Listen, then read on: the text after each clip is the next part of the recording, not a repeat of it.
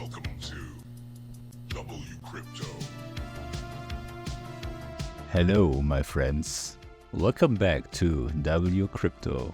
With yesterday's upswing, price moved above the red box of liquidity and reached 116,400 before cooling down to around 115,000.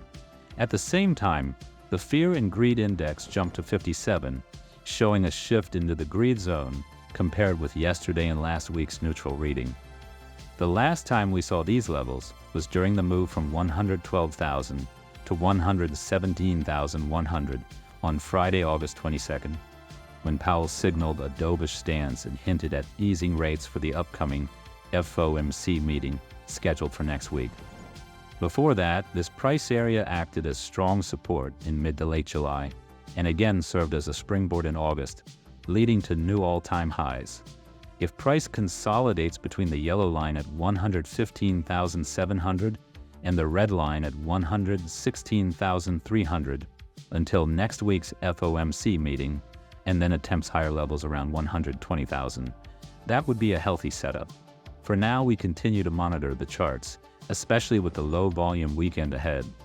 Looking at the 3-day heat map, there's a warm level above us at 117,900, where sellers are adding positions. However, the hottest area sits below current prices at 113,200.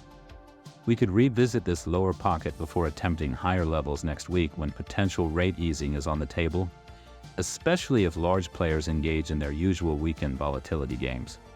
On the ETF side, yesterday closed with inflows of $552.7 million, led by BlackRock with $366.2 million, followed by Fidelity with $134.7 million and several smaller contributions.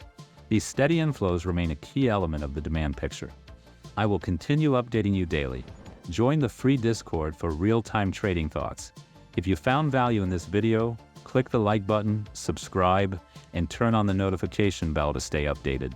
And see you in the next one.